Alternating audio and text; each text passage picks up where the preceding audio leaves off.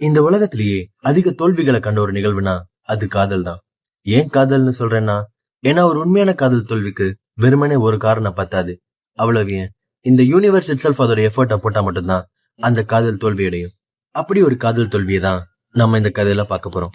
இந்த கதையில அந்த காதல் தோல்வியை ரொம்ப அழகாவும் ரொம்ப மெச்சூரான வழியிலையும் நமக்கு போர்ட்ரே பண்ணி காமிச்சிருப்பாங்க. இந்த படத்துல குறிப்பிடத்தக்க ஒண்ணுன்னா அதோட டியூரேஷன் தான். வெறும் 45 நிமிஷமே இருக்க இந்த படம் பாக்குற எல்லார் மனசுலயும் ஒரு பயங்கரமான எமோஷனல் இம்பாக்டே கிரியேட் பண்ணிரும். இந்த படத்தோட பேரு to the forest of fireflies lights. கதையோட ஸ்டார்டிங் சீன்லயே இந்த கதையோட ஹீரோயின் ஹொத்தாரு அவங்க தாத்தா வீட்டுக்கு கிளம்பிட்டு இருக்க மாதிரி காட்டுறாங்க.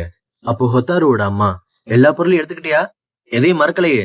அப்புறம் ட்ரெயின்ல போகும்போது மறக்காம லக்கேஜ் எடுத்துக்கணும். நீ பாட்டுக்கு தூங்கிடாத, உன்னை வேற ஸ்டேஷன்ல இறக்கி விட்டுருவாங்க அப்படின்னு அவளுக்கு அட்வைஸ் பண்றாங்க. அம்மா, நான் வருஷம் போய்கிட்டு தானே இருக்கேன், எனக்கு எல்லாம் தெரியும், நீங்க ஒன்னும் கவலைப்படாதீங்க, நான் போயிட்டு வரேன் அப்படின்னு சொல்லிட்டு கிளம்புறா ஹொத்தாரு. அப்படி அவ பஸ் ஸ்டாப்ல வந்து நிக்கும் போது, அப்ப எனக்கு ஒரு 6 வயசு இருக்கும் அப்படின்னு சொல்லி இந்த கதையை ஆரம்பிக்கிறா. இந்த படத்தை பொறுத்தவரை ஹொத்தாருவோட பாஸ்ட் லைஃப் மெமரிஸா தான் அவ பாயிண்ட் ஆஃப் வியூல நமக்கு நரேட் பண்ற மாதிரி காட்டுவாங்க. சரி வாங்க இப்ப நம்ம கதைக்குள்ள போகலாம். அப்போ ஹொத்தாருக்கு ஒரு 6 வயசு இருக்கும். இதே மாதிரி அவங்க அங்கிள் வீட்டுக்கு சம்மர் ஹாலிடேஸ்க்காக போறா. அப்ப அவ விளையாடிக்கிட்டு இருக்கப்போ தவறுதலா ஒரு காட்டுக்குள்ள தொலைஞ்சு போயிடுறா. அப்படி ஒரு ஆள் இல்லாத காட்டுக்குள்ள தொலைஞ்சு போனதால அடுத்து என்ன பண்றதுன்னு தெரியாம ஹொத்தாரு அழுக ஆரம்பிக்கிறா. அப்போ அவளுக்கு ஒரு குரல் கேக்குது.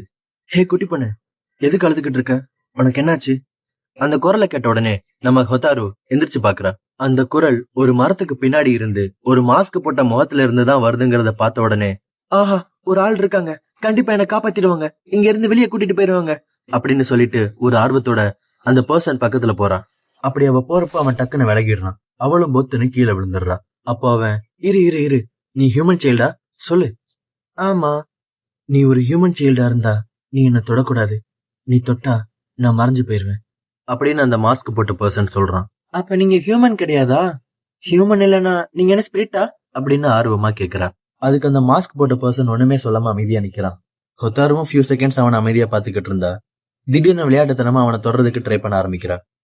அவனும் விலகி போறான். ஆனா ஒரு கட்டத்துக்கு மேல ஒரு கட்டை எடுத்து அவன் மண்டையில பொங்குன்னு ஒரு அடியை போடுறான். அவனும் கீழே விழுந்து அழுதுகிட்டு, நீ இந்த அடி அடிக்கிறனா நீ மனுஷனே இல்ல அப்படின்னு சொல்ற. அப்புறம் அவன் சொல்ல ஆரம்பிக்கிறான். ஏன் மறைஞ்சிடுவேன்னா, இந்த மவுண்டைன் காரோட ஸ்பெல் என் மேல இருக்கு, அதனால எந்த ஒரு ஹியூமன் என்ன தொட்டாலும் அவ்வளவுதான், அதோட எல்லாம் முடிஞ்சது அப்படின்னு சொல்றான். அதை கேட்டதும் ஹொத்தாரு சாரி அப்படின்னு ரொம்ப ஃபீலிங்கோட சொல்றா. அதுக்கப்புறம் அந்த மாஸ்க் போட்ட பர்சன், நீ இந்த குச்சியோட மறுமுனையை பிடிச்சுக்கோ, நான் உன்னை இங்கிருந்து வெளியே கூட்டிட்டு போறேன் அப்படின்னு சொல்றான். அதை கேட்டதும் ஹொத்தாருக்கும் ஒரே சந்தோஷம்தான்.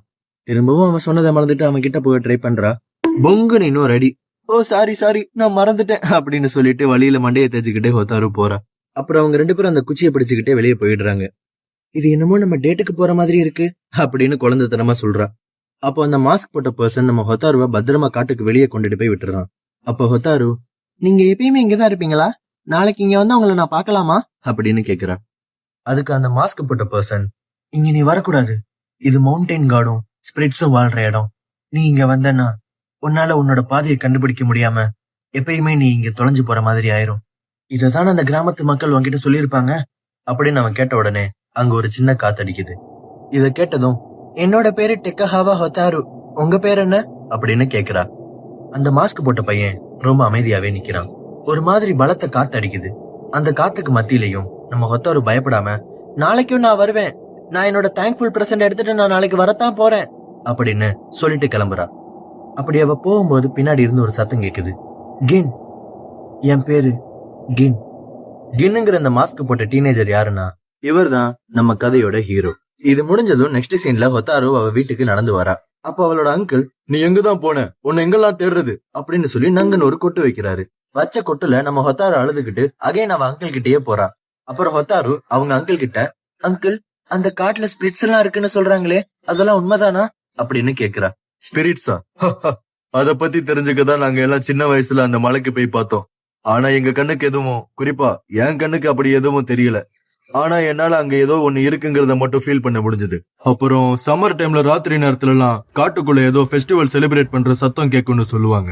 அப்புறம் அவ பேரு ஈவாச்சா கூட அப்படி ஒரு ஃபெஸ்டிவலுக்கு போய் நல்லா என்ஜாய் பண்ணதா சொன்னா. யாருக்கு தெரியும், அது ஸ்பிரிட்ஸ் கொண்டாடுற ஃபெஸ்டிவலா கூட இருக்கலாம். மலரும் நினைவுகள். இதையெல்லாம் கேட்டுட்டு ஹொத்தாரு நைட் எல்லாம் ஏதோ யோசிச்சுக்கிட்டே இருக்கா. மார்னிங்கும் ஆகுது. அவ மறுபடியும் அந்த மலைக்காட்டுக்கு போறா. அப்ப அவளுக்காக அங்க வெயிட் பண்ணிக்கிட்டு இருந்த கின், நீ உண்மையாவே திரும்ப வருவேன்னு நான் எதிர்பார்க்கல. அதுக்கு ஹொத்தாரு, அப்ப நீங்க எனக்காக காத்துக்கிட்டு இருந்தீங்களா அப்படின்னு சொல்லி பக்கத்துல ஓடுறா. பொங்குன்னு ஒரு அடி. நேத்தே சொன்னேன்ல என்ன தொடக்கூடாதுன்னு. அதுக்கு ஹொத்தாரு தலையை தேய்ச்சிக்கிட்டு சாரி அப்படின்னு சொல்றா. சரி, இங்க ரொம்ப சூடா இருக்கு, கொஞ்சம் கூலா இருக்க பிளேஸ்க்கு போலாவா அப்படின்னு கின் ஹொத்தாருவை கூட்டிட்டு போறான். உள்ள அவங்க நடந்து போயிட்டு இருக்கும்போது ஒரு டார்க்கான உருவம் கின் அப்படின்னு கூப்பிடுது. அத ஹொத்தாரு பார்த்ததும் கின் பின்னாடி போய் நிக்கிறா. இந்த உருவம் கின் கிட்ட, அது மனுஷ குழந்தை தானே, நான் அதை சாப்பிடட்டுமா அப்படின்னு கேக்குது. இல்ல, இது என்னோட ஃப்ரெண்ட் அப்படின்னு கின் சொல்றான். ஓ அப்படியா, சரி மனுஷ குழந்தை, நீ கின்ன தொற்றாத, அப்படி தொட்ட நான் உன்னை சாப்பிட்டுருவேன் அப்படின்னு சொல்லி பயமுடுத்துது. அதை கேட்டுக்கிட்டே இருக்கும்போது கின்னுக்கு சடனா தும்மல் வந்துடுது. தும்மல் சத்தத்தை கேட்டதும் அந்த கருப்பு உருவம் பயந்து போய் ஒரு டூ டெயில் ஃபாக்ஸா மாதிரி ஓடிடுது. இவன் இப்படிதான் எல்லாத்தையும் பயமுடுத்துவான், ஆனா குலைக்கிற நாய் கடிக்காதுங்கிற மாதிரி தான் இவன், நீ எதுவும் பயப்படாத அப்படின்னு ஹொத்தாரு டக்கின்னு சொல்றான். இதையெல்லாம் கேட்ட உடனே ஹொட்டாரு, இங்க ரொம்ப அருமையா இருக்கு, இங்க உண்மையாவே ஸ்பிரிட்ஸ் இருக்கு அப்படின்னு சொல்லி எக்ஸைட் ஆகுற. அதுக்கு கின்னும், அப்ப நான் யாருமா அப்படின்னு கேக்குறான். அதுக்கப்புறம் ரெண்டு பேரும் நடக்க ஆரம்பிக்கிறாங்க. அப்ப ஹொத்தாரு, ஆமா நீங்க ஏன் மாஸ்க் போட்டிருக்கீங்க அப்படின்னு கேக்குறா. அதுக்கு கின், பர்டிகுலர் எந்த ரீசனும் இல்ல, சரி அதை விட உன்னை பத்தி சொல்லு அப்படின்னு ஹொட்டாருட்ட கேக்குறான். இப்படியே அவங்க ரெண்டு பேருக்கு இடையில கான்வர்சேஷன் போய்கிட்டு இருக்கு. அப்படியே நாட்களும் மெல்ல மெல்ல நகருது. ஹொத்தாரு அவளோட சம்மர் ஹாலிடேஸ்ல எல்லா நாளும் கின்னோட ஜாலியா ஃபன்னா டைம் ஸ்பெண்ட் பண்றா. ரெண்டு பேரும் ஒன்னா விளையாடுறது, காட்டை சுத்தி பாக்குறதுன்னு ரொம்ப ஹோல்சமா தங்களோட பொழுதுகளை கழிக்கிறாங்க. அப்படி இருக்கும்போது ஒரு தடவை ஹொத்தாரு ஃபிளவர்ஸ் பறிச்சுட்டு வந்து கின்னுக்கு கொடுக்க வந்தா. அப்போ கின் நல்லா தூங்கிக்கிட்டு இருந்தான். அதை பார்த்ததும் ஹொத்தாருக்கு ஒரே கியூரியாசிட்டி, கின்னோட முகம் பார்க்க எப்படி இருக்கும்னு. அந்த மாஸ்க் லேசா தூக்கி பார்க்க ட்ரை பண்ணும்போது கின் எந்திரிச்சிடறான். உடனே ஹொத்தாரு மாஸ்க திரும்ப அழுத்தி முகத்திலேயே வச்சிடறா. ஒருத்தர் தூங்கும் போது அட்டாக் பண்றியே அப்படின்னு கின் கேட்கவும், நீங்க தூங்குற மாதிரி நடிச்சீங்க தானே அப்படின்னு ஹொத்தாரு கேக்குறா. ஆமாங்க, கின் தூங்குற மாதிரி நடிச்சான். ஏன்னா ஹொத்தாரு கின்னோட ஃபேஸ் டிஃபரெண்டா இல்ல ஃபேஸ்லெஸ்ஸா இருக்கும்னு நினைச்சிருப்பா. அதுக்காக தான் ஹொத்தாரு கின்னோட மாஸ்க தூக்கி பார்க்கும்போது தூங்குற மாதிரி நடிச்சிருப்பான். இதுக்கப்புறம் நெக்ஸ்ட் சீன்ல ஹொத்தாரு, கின், நான் இதுக்கப்புறம் இங்க வர முடியாது, நான் சம்மர் ஹாலிடேஸ்க்காக தான் இங்க வந்தேன், இப்ப திரும்ப ஊருக்கு போயிடுவேன். அதை கேட்டதும், அப்போ நெக்ஸ்ட் இயர் சம்மருக்கு நீ வருவேல அப்படின்னு கின் கேட்ட உடனே ஹொத்தாருவும் சந்தோஷமா அப்படின்னு தலையாட்டுறா. அவ சொன்ன மாதிரியே எல்லா வருஷமும் சம்மர் ஹாலிடேஸ்க்கு கின்னோட டைம் ஸ்பெண்ட் பண்ண வந்துருவா. அகைன் அவங்க டெய்லியும் விளையாடுறது, கதை பேசுறதுன்னு நல்லா டைம் ஸ்பெண்ட் பண்றாங்க. அப்ப இவங்க ரெண்டு பேரும் நடந்து போய்கிட்டு இருக்கும்போது மரத்துல இருந்து ஒரு கை வந்து, கின், உனக்கு ரொம்ப ஆபத்தான விஷயம், அது ஒரு மனுஷ குழந்தை தானே, அவ உன்னை தொட்டா நீ மறைஞ்சு போயிடுவ அப்படின்னு சொல்லுது. கின் அதை கேட்டுட்டு, எந்த பிரச்சனையும் இல்ல, இவ என்னோட ஃப்ரெண்டு தான் அப்படின்னு சொல்றான். அந்த ட்ரீ ஹொத்தாரு கிட்ட, கின்ன நீ தயவு செஞ்சு தொற்றாத அப்படின்னு சொல்லிட்டு போயிருது. இதுக்கப்புறம் இவங்க நடக்க ஆரம்பிக்கும் போது நிறைய கொடை வடிவத்துல ஸ்பிரிட்ஸ் வருது. கின், பாத்து இரு, அவளை உன்னை தொட விட்டுறாத, பாத்துக்கோ அப்படின்னு சொல்லுதுங்க. இது ஹொத்தாரு கேட்டதும், அப்போ ஸ்பிரிட்ஸால கின்ன தொட முடியுங்கிறத ஃபிகர் அவுட் பண்றான். நமக்கு இதுல இருந்து ஒரு விஷயம் நல்லாவே தெரிய வருது. அந்த காட்டுல இருக்க எல்லா ஸ்பிரிட்ஸுமே கின் மேல நிறைய அன்போடையும் கேரோடையும் இருக்காங்கன்னு. நெக்ஸ்ட் சீன்ல ஹொத்தாரு கின்ன பயமுடுத்துறதுக்காக மரத்து மேல ஏறி ட்ரை பண்ணும்போது தவறி கீழே விழ பாப்பா. அப்போ கின் அவளை கீழே விழாம பிடிக்கிறதுக்கு ட்ரை பண்ணுவான். ஆனா அவனாலதான் தொட முடியாது. சோ ஹொத்தாரு அவளவே மேல இருந்து கீழே ஒரு புதர் மேல விழுந்துருவா. எனக்கு ஒண்ணும் இல்ல கின், நீ என்ன ஆனாலும் என்ன தொட வேணாம் சரியா அப்படின்னு சொல்லிட்டு அழ ஸ்டார்ட் பண்றா. இந்த சீன்ல இருந்தே நமக்கு புரிய வரும் ஹொத்தாருக்கு கின்ன எவ்வளவு பிடிக்கும்னு. இதுக்கப்புறம் 2-3 சம்மர் கிடக்குது. அப்படியே நம்ம ஹொத்தாருவும் 5th கிரேடுக்கு போறா. அந்த யூனிஃபார்ம் போட்டு வந்து கின் கிட்ட, இங்க பாத்தியா கின், நான் இப்ப 5th கிரேடு போயிட்டேன், அதை பார்த்துட்டு நீ இப்பதான் பார்க்க பொண்ணு மாதிரி இருக்க அப்படின்னு கின் சொன்னதும் ஹொத்தாரு, நான் ஆல்ரெடி பொண்ணுதான் கின் அப்படின்னு சொல்றா. இதுக்கப்புறம் ரெண்டு பேரும் எப்பயும் போல நடந்து போறாங்க. அப்பதான் ஹொத்தாரு ஒன்னு ரியலைஸ் பண்றா, கின்னுக்கு ஹியூமன்ஸ் மாதிரி வயசாக மாட்டேங்குது, ரொம்ப ஸ்லோவா வயசாகுது. எங்க அவங்க ரெண்டு பேரோட ஏஜும் போக போக சேம் ஆயிருமோன்னு நினைச்சுக்கிட்டே போறா. அதுக்கப்புறம் அஸ் யூஷுவல் எப்பயும் போல ரெண்டு பேரும் ஜாலியா ஃபன்னா அவங்க டேஸை என்ஜாய் பண்றாங்க. இங்க கட் பண்ணிட்டு அடுத்த சீன்ல ஹொத்தாரு அவ அங்கிள் வீட்ல இருக்க மாதிரி காட்டுறாங்க. ஹே ஹொத்தாரு, இங்க வா, வாட்டர்மெலன் கட் பண்ணி வச்சிருக்கேன் அப்படின்னு அவ அங்கிள் கூப்பிடுறாரு. இந்த சம்மர் ரொம்ப சூடா இருக்குல்ல, அதான் இந்த வாட்டர்மெலன் ரொம்ப இனிப்பா இருக்கு போல, கண்டிப்பா வர வின்டர் ரொம்ப குளிராதான் இருக்க போகுது அப்படின்னு அவர் சொல்றாரு. அதை கேட்டதும் ஹொத்தாரு, எப்படி சொல்றீங்க அப்படின்னு கேக்குறா. நம்ம இருக்கிறது மலை பகுதி இல்ல, அதனாலதான் இங்க சம்மர்ல எவ்வளவு சூடா இருக்கோ அதே அளவு குளிர்காலத்துல அவ்வளவு குளிரா இருக்கும். இதை கேட்ட உடனே ஹொத்தாருக்கு கின்னோட நினைப்புதான்.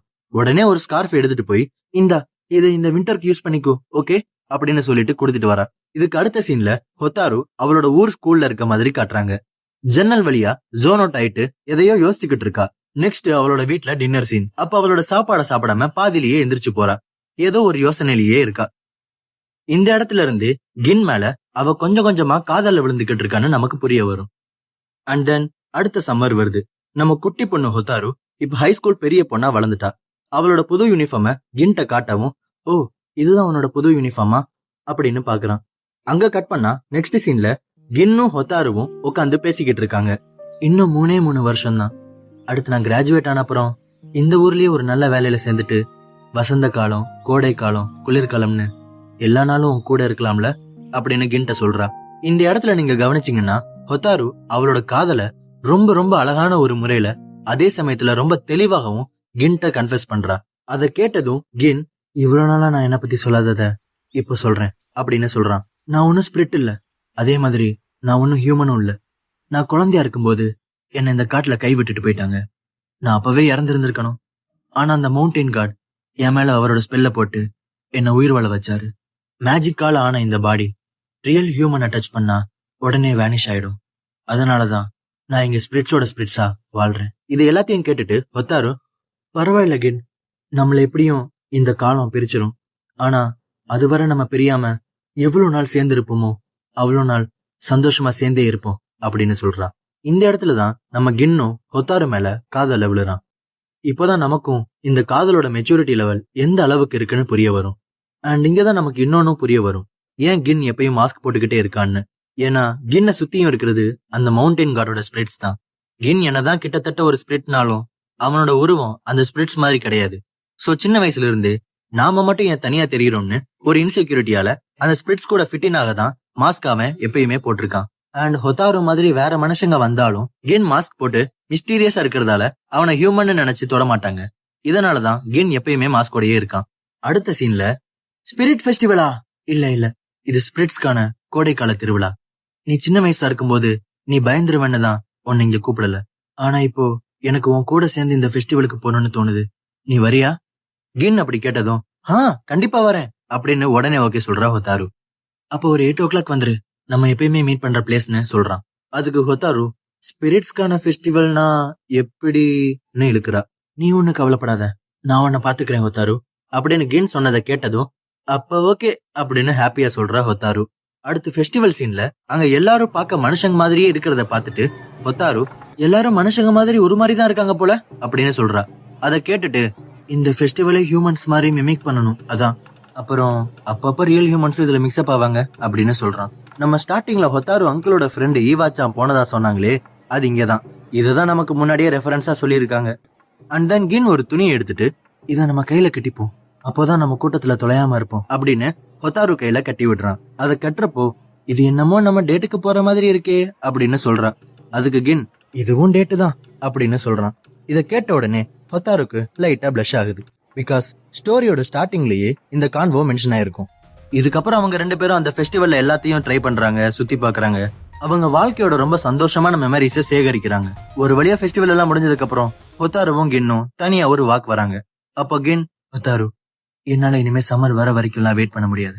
நீங்க இல்லாத நேரம் என்னை சுத்தி எத்தனை பேர் இருந்தாலும் எனக்கு ஒன்ன பாக்கணும் போலதான் தோணும். இத சொல்லி முடிச்சதும் அவனோட மாஸ்க கழட்டி ஹொத்தாருக்கு போட்டு விட்டுட்டு அந்த மாஸ்க் மேலேயே ரொம்பவே ஜென்டிலான ஒரு கிஸ் பண்றான். கிஸ் பண்ணிட்டு அந்த மாஸ்க நீயே வச்சுக்கோன்னு சொல்றான். ஹொத்தாருக்கு அங்க நடக்கிறத ப்ராசஸ் பண்ண கூட முடியல. உடனே ஓவர் திங்க் பண்ண ஆரம்பிச்சிட்டா. ஒருவேளை கின் இதுக்கப்புறம் நம்மள பார்க்க மாட்டானோ, இதுதான் எங்களோட கடைசி சந்திப்பா அப்படின்னு மனசுக்குள்ளேயே பேசிக்கிட்டு இருக்கா. அப்ப 2 சின்ன பசங்க கின்னை தாண்டி போறாங்க. அதுல ஒரு பையன் கீழே விழ பார்த்தான். சோ கின் அவனை கீழே விழாம பிடிச்சு காப்பாத்திட்டான். ஆனா அந்த சின்ன பையன் ஒரு ஹியூமன் சைல்டு. கின்னோட கைகள்ல இருந்து அந்த கிரீன் லூமினசன்ட் க்ளோ வர ஸ்டார்ட் ஆகுது. அவன் பாடி டிசால்வ் ஆகுது. ஆனா அப்போ கின் பேனிக் ஆகல, அழல. இன்ஸ்டெட் அவன் ஃபேஸ்ல ஒரு பியூர் அண்ட் ஓவர்வெல்மிங்கான ஹாப்பினஸ் தெரியுது. மறையிற அந்த தருணத்துல, ஹொத்தாரு வா, இப்ப என்னால உன்னை தொட முடியும் அப்படின்னு சொல்றான். ஹொத்தாருவும் கின்ன போய் ஹக் பண்றான். ஆனா அந்த ஹக் சில நொடிகள்ல கின்னோடயே சேர்ந்து மறைஞ்சு போச்சு. ரொம்பவே சந்தோஷமா இருந்த அந்த இரவு கண்ணுமைக்கிற நொடியில ரொம்ப வலிய தரக்கூடியதா மாறிடுச்சு. ஆனா நம்ம ஹொத்தாரு அதை அக்செப்ட் பண்ணிக்கிட்டா. கின்னோட அந்த மாஸ்கை எடுத்துட்டு அங்க இருந்து போகும்போது அங்க இருந்த ஸ்பிரிட்ஸ் எல்லாம் ஹொத்தாருக்கு நன்றி சொல்லுதுங்க. கின் எங்க கூட தான் எப்பயுமே இருக்கணும்னு நினைச்சோம். ஆனா அவனுக்கு ஒரு சக ஹியூமனோட அன்பு தேவைப்பட்டிருக்கு. அது அவனுக்கு கொடுத்ததுக்கு நன்றி அப்படின்னு. இத கேட்டுட்டு ஹொத்தாரு அந்த மாஸ்கை இறுக்கமா பிடிச்சுக்கிட்டு, இந்த நினைவுகள் எப்பயுமே என் ஹார்ட்ல பத்திரமா இருக்கும் அப்படின்னு மனசுக்குள்ளேயே பேசிட்டு கிளம்புறா. அப்படியே அங்க கட் பண்ணா ஸ்டார்டிங்ல நமக்கு காமிச்ச பிரசன்ட்டுக்கு வராங்க. ஹொத்தாரு அவளோட அங்கிள் வீட்டுக்கு வந்திருக்கா. அதோட இந்த கதையும் முடியுது. To the forest of fireflies lights. இந்த கதை என்னமோ ரொம்ப ஷார்ட்டா இருந்திருக்கலாம். ஆனா அதோட கருத்து ரொம்பவே ஆழமான ஒண்ணுங்க. நம்ம எவ்வளவுதான் ஒரு விஷயத்தையோ அல்லது ஒரு பர்சனையோ or anything, no matter what it is, அதை நம்ம அளவு கடந்து விரும்பினாலும் அது நம்ம கூட கடைசி வர வருமானு 100% கேரண்டீடு இல்லை. ஸோ இந்த கதையில நம்ம ஹொத்தாரு என்னதான் கின்னோட சேர முடியலனாலும் அவளோட அந்த அக்செப்டன்ஸ் குணம், கின்னோட இருந்த அந்த மெமரிஸ் எல்லாமே அவளுக்கு சந்தோஷத்தை மட்டும்தான் கொடுக்குது. மாறா அவன் இல்லைன்னு கஷ்டப்படல. அதே மாதிரி தான் நம்மளும் நமக்கு கிடைச்ச ஒரு பர்சனோ இல்ல அது எந்த ஒரு விஷயமா இருந்தாலும் சரி, அவங்க நம்ம கூட இப்ப இல்லைன்னாலும் சரி, அதை அக்செப்ட் பண்ணிட்டு அதோட மெமரிஸை ஹாப்பியா இருக்கிறதுக்கு மட்டும் வச்சுக்கோங்க. அந்த மெமரிஸை எல்லாம் நம்ம சேடா இருக்கிறதுக்கான காரணமா என்னைக்கு வைக்காதீங்க. எண்ணம் போல் வாழ்க்கை.